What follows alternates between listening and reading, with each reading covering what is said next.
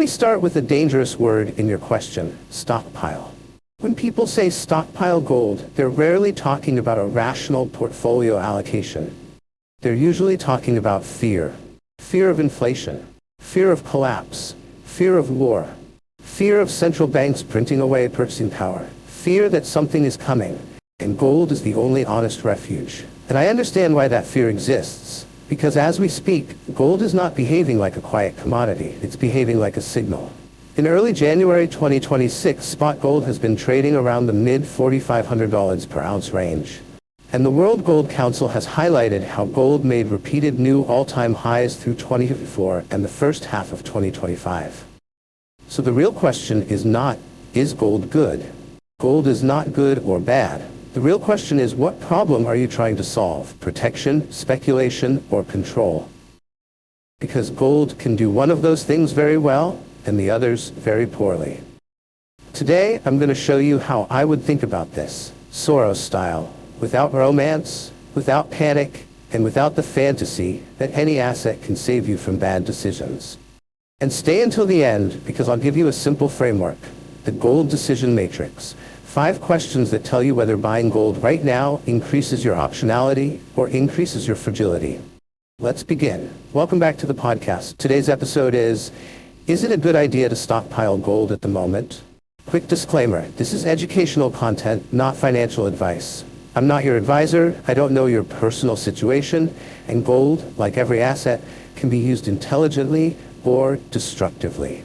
Now, I want to separate 2 very different behaviors. Owning gold is a component of a robust portfolio. Stockpiling gold is a response to anxiety. Those 2 behaviors look similar on the surface. Both involve buying gold, but psychologically and financially, they're worlds apart. And in markets, psychology is not a footnote. Psychology is the engine. People call gold a safe haven, so they assume it's safe. But gold is not safe in the way cash is safe. It can swing, it can disappoint, it can stagnate for years. Gold is not safe. Gold is sovereign. It's outside the promise of any one government. That's why central banks hold it. Even the European Central Bank has discussed how central banks hold gold for diversification, crisis performance, and as a hedge against geopolitical risk, based on survey data gathered by the World Council. So the logic is real. But here's the trap. If you buy gold for the wrong reason, to escape thinking, to escape planning, to escape reality, you can still lose, because you're still fragile. So the question becomes, are you buying gold, or are you buying relief? Because relief is temporary. A structure that survives uncertainty is permanent. Here's the roadmap for this episode, what gold actually is in a portfolio, and what it is not. The difference between allocation and stockpiling. The 4 drivers that matter right now. Real rates, and the Fed, the dollar inflation expectations, geopolitics, and central bank demand. The main risks people ignore when stockpiling gold. The practical decision, how much, what type, physical versus paper, and how to store it without creating new fragility. The gold decision matrix, 5 questions. A clear conclusion, when buying gold now is rational, and when it's a mistake. And I'll do this the way professionals do, not one prediction but scenarios. Open loop, the most important sentence in this episode. Later, I'm going to say one sentence that will save you from the most common gold mistake. Here it is as a teaser. If your gold position makes your life more anxious, it is too big. We'll return to that. Alright, in part 2 we start with the foundation. What gold is designed to do, and why stockpiling usually means you're solving the wrong problem. Then we'll map gold into a portfolio like a professional, as a hedge, as insurance, and as optionality, not as a religion. Let's go. Before we answer, should you stockpile gold right now, we have to define gold correctly. Because people don't buy gold, they buy a story about gold. And in markets, stories can be more expensive than reality. As of early January 2026, gold has been trading in the mid-$4,000 per ounce range in spot markets, after a very strong 2025. So emotions are high. The narrative is loud. That's exactly when you need a framework, not a feeling. Gold is best understood as a non-yielding, long-duration asset. It doesn't produce cash flow the way businesses do, and it often competes with yield-bearing safe assets like treasuries when real rates rise. So why do serious institutions still hold it? Because gold has historically played 3 roles: 1. A hedge against certain macro regimes, especially regimes where confidence in currencies, real yields, or political stability is questioned. 2. Insurance against tail risks. Not everyday volatility, the rare, violent periods when correlations break and trust evaporates. 3. A tool for diversification and geopolitical hedging. Central banks themselves cite diversification, crisis performance, and hedging geopolitical risk as key motivations for holding gold. That's the clean definition. Gold is not a compounding machine. Stocks are claims on future cash flows.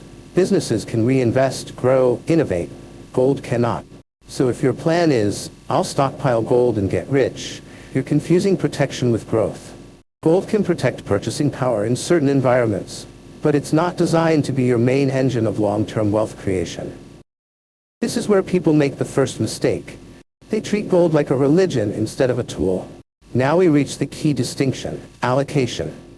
Allocation means I'm building a resilient portfolio across multiple futures. Gold is one component, like insurance. The mindset is calm, measured, structured. Stockpiling.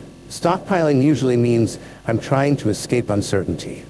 The mindset is urgent, concentrated, emotional, and urgency is rarely a good investment thesis.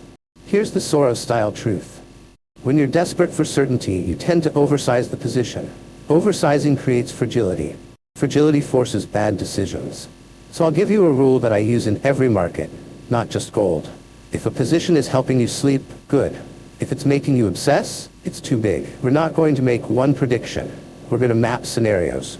Because professionals don't need certainty, they need preparedness. Gold often struggles when real yields are attractive, because investors can earn yield in safe assets instead of holding a non-yielding metal. So if inflation cools faster than expected, or the Fed stays tighter than markets hope, or growth remains strong enough to keep yields elevated, gold can still be a hedge, but the forward return expectations can compress. What this means for you: if you're stockpiling gold because you expect a straight line move up, this scenario is the risk you're ignoring. Gold tends to benefit when markets price more rate cuts, reducing the opportunity cost of holding gold, and when uncertainty rises. Reuters reporting in early January 2026 explicitly linked gold's strength to safe haven demand and expectations of Fed cuts. And this is where official sector demand matters psychologically and structurally. Central banks have emphasized gold's crisis performance and its role as a hedge against geopolitical risk. What this means for you: if your goal is insurance, not performance, this scenario explains why a measured allocation can be rational. Let me add one more layer. Gold is emotional. In times of stress, people don't buy gold, they buy relief. That can create reflexive momentum. Fear rises, gold demand rises, price rises, fear of missing out rises, more demand burn. This can last longer than anyone expects. But it also means you must size the position so you don't become the exit liquidity when the emotion cools. That's how people lose money in the safe asset. In part 3, we get very practical. Should you buy physical gold, ETFs, or gold miners? What are the hidden costs and new fragilities? Premiums, custody, liquidity, taxes, counterparty risk. And finally, the gold decision matrix. 5 questions that tell you whether buying gold right now is rational or emotional. Now we get practical, because the question, should I stockpile gold, breaks into a more important question. What exactly are you buying? Are you buying physical gold in your possession, a claim on physical gold through an ETF, a futures contract, or a gold mining company that behaves like a hybrid of gold plus equities? People say gold, but they mean different instruments, and those instruments behave very differently when stress arrives. So in part 3, I'll give you the professional breakdown. Physical gold, what it protects you from, and what it exposes you to. Gold ETFs, convenience, liquidity, hidden structure, and taxes. Gold miners, leveraged upside, violent downside, the costs most people don't price in. And finally, the gold decision matrix, 5 questions that decide whether buying gold now is rational or emotional. Let's begin with the one people romanticize the most. Physical gold has one unique feature. It's outside the promise of any institution. No broker, no exchange, no fund structure. That's why people love it when trust is low. But here's what most people discover too late. Physical gold is not just a hedge, it is a logistics business. Because with physical gold you inherit storage decisions, insurance decisions, liquidity decisions, authenticity and counterfeiting risk, and how do I sell this quickly without getting ripped off risk. So the trade-off is simple. Physical gold gives you sovereignty and charges you in friction. The common physical formats: coins, more recognizable, often higher premiums; bars, lower premium per ounce, but resale depends on verification and dealer trust; allocated storage, held in your name in a vault, less friction than home storage, more fees than an ETF. When does physical gold make sense? When your main goal is insurance against institutional risk, the fear that access to markets could be disrupted, or the fear that financial intermediaries could fail. But if your goal is simply, I want exposure to gold's price, then physical is often an expensive way to do it. Because the spread, premiums, dealer markups, storage can become your real enemy. When people say stockpile, they often do three fragile things.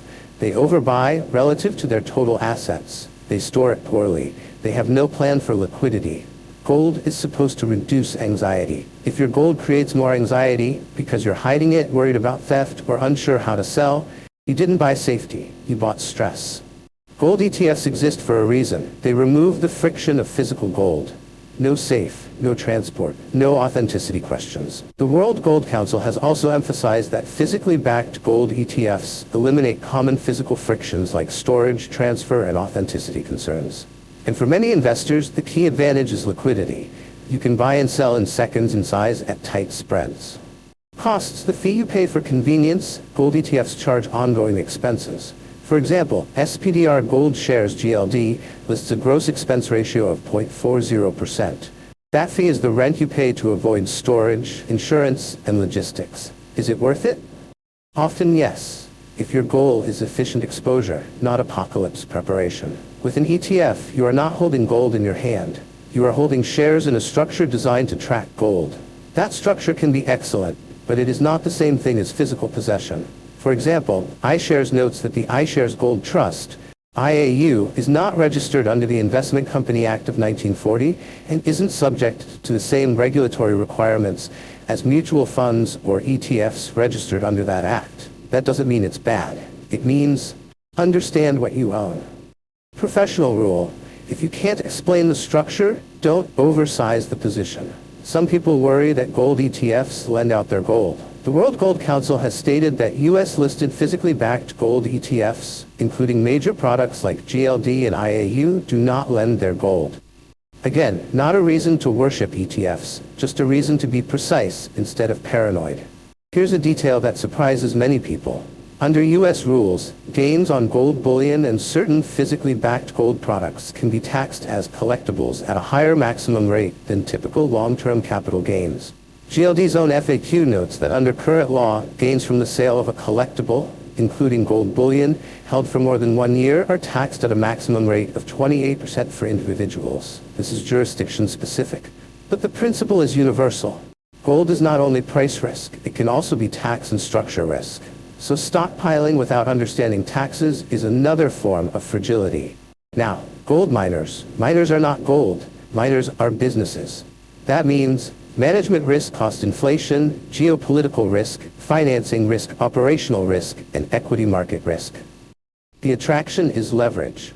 When gold rises, miners' profits can rise faster because many costs are relatively fixed. This is why miners can outperform during a strong gold move. For example, the Financial Times recently highlighted how some miners benefited dramatically from record gold prices and operational leverage. But the leverage cuts both ways.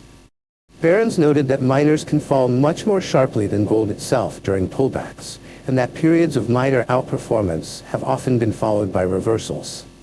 So here's the clean rule. Gold miners are not a safe haven.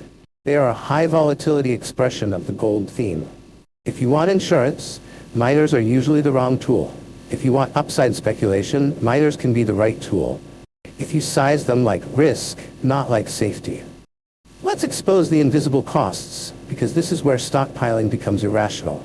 Physical gold hidden costs, dealer premiums and resale spreads, storage, safe, vault or security costs, insurance, verification, liquidity costs when selling ETF, hidden costs, ongoing expense ratio, the rent, potential tax complexity depending on jurisdiction, structural understanding. You own shares in a trust fund structure, not a bar.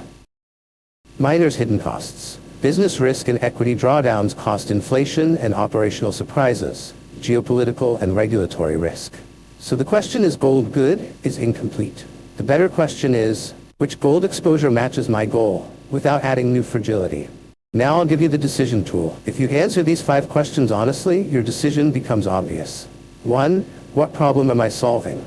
Choose 1. Insurance, tail risk, institutional risk, geopolitical stress, diversification, portfolio ballast across regimes, speculation, I think gold goes up soon. If you can't name the problem, you're buying emotion. 2. What is my time horizon? If it's short, gold can be volatile and disappoint. If it's long, gold can serve as insurance, but it still won't compound like businesses. Gold is not a magic growth engine, it's a position. 3. Am I sizing this to reduce anxiety, or because anxiety is driving me? Here's the rule I promised earlier. If your gold position makes you more anxious, it's too big. A hedge is supposed to stabilize your psychology. If it destabilizes you, you build fragility. 4. Which vehicle matches my goal? If your goal is sovereignty, physical or allocated storage. If your goal is efficient exposure, a physically backed ETF can be a clean tool. If your goal is leveraged upside, miners, but treat them as risk assets. 5. What is my exit plan? This is the professional question. If gold goes up 30%, what do you do? If gold drops 20%, what do you do? If nothing happens for 3 years, what do you do? If your answer is, I don't know, you're not investing, you're reacting. In part 4, we'll finish the episode the way it should be finished. I'll give you a clear, non-dramatic conclusion for January 2026. A practical way to think about sizing, allocation versus stockpiling. 3 investor profiles: insurance seeker, diversifier, speculator. And the final warning, how people turn safety into a concentrated bet. Then we close with a simple action plan you can apply today. Now we answer the question directly. Is it a good idea to stockpile gold at the moment? My answer is, for most people, stockpile is the wrong verb. But a measured allocation can be rational, especially if you are using gold as insurance or diversification, not as a bet. Gold has been strong into early 2026, driven by a combination of safe haven demand and shifting expectations about the Fed, at least according to contemporaneous reporting. And we know why gold remains attractive to institutions. Central banks cite diversification, crisis performance, and geopolitical hedging as key motivations. So gold can be useful, but usefulness is not the same as stockpiling. Stockpiling usually signals concentration, urgency, and fear. And fear is a terrible portfolio manager. So let's turn this into a professional decision. Here's the clean conclusion. If you want insurance diversification, owning some gold can make sense right now. If you want certainty or a guaranteed win, stockpiling gold is likely a mistake, because gold is not a guaranteed protector in all periods. It is an asset that responds to certain regimes, real rates, the dollar, inflation expectations, and geopolitical risk, and those regimes change. This is why we use scenarios. Let's talk sizing in a way that protects you from self-sabotage. I'm not giving you a personal recommendation, but I can give you a professional principle. Your gold position should be small enough that you can forget it most days. If you can't forget it, it's too large. Why? Because a hedge should stabilize your behavior. If it destabilizes your behavior, you created fragility. So if you're asking, should I stockpile? You should ask instead, what % of my total assets am I considering? What problem is gold solving? Will this position reduce my stress or increase it? This matters more than the exact percentage. Now let's make it practical. Profile A, the insurance seeker. Goal, protect against institutional geopolitical tail risks. Best fit, some physical gold or allocated storage, or a cautious approach with an ETF if your goal is price exposure and liquidity. Rule, the position must not create new fragility. If you're hiding it, anxious about theft, or unsure how to sell, your insurance is hurting you. Plan, keep it modest, keep it secure, and treat it as a long-term hedge, not as a trade. Profile B, the diversifier. Goal, portfolio resilience across regimes. Best fit, a simple liquid exposure, often via a physically backed ETF, can be efficient since it avoids common physical frictions like storage and authenticity concerns. Rule: diversification only works if you don't overconcentrate. Plan: add gold as a component, not a centerpiece. Profile C: the speculator. Gold: profit from a near-term move. Best fit: this is where people wander into miners or leveraged instruments. But here's the warning. Gold miners behave like volatile equities and can drop much more than gold itself. They can also surge when the regime favors them, especially under high gold prices and operational leverage. Rule: if it's speculation, size it like speculation. Never call speculation safety. Plan: small size, predefined exit rules, no leverage, no emotional averaging. This is the psychological trap. People don't just buy gold, they become gold people. Then they interpret every headline through that identity. They oversize, they ignore opportunity cost, they stop diversifying. That is how insurance becomes a concentrated bet. Soros-style thinking avoids this. We are fallible. We can be wrong. We size positions so wrongness doesn't destroy us. We remain flexible. We don't worship any asset. Gold is a tool, not a religion. Here's a calm, practical action plan you can apply today. Step 1. Write your purpose in one sentence. Insurance, diversification, or speculation. Step 2. Choose the vehicle that matches your purpose. Sovereignty, physical, allocated, efficient exposure, physically backed ETF, leveraged upside, miners, risk asset. Step 3. Decide sizing before you buy. And remember the rule: if it increases anxiety, it's too big. Step 4. Define your exit plan. Up 30%, what do you do? Down 20%, what do you do? Flat for 3 years, what do you do? Step 5. Don't ignore the basics. If you don't have an emergency buffer, manageable debt, a diversified core portfolio, then gold will not fix your fragility. Gold should be the roof, not the foundation. So should you stockpile gold right now? If stockpile means fear and concentration, no, that's a fragile move. But if you mean a measured, intentional allocation, built to increase optionality and reduce ruin, then yes, gold can be a rational tool in early 2026, especially given the uncertainty and the institutional logic for holding it. Just remember, the point of gold is not to make you certain. The point of gold is to make you resilient.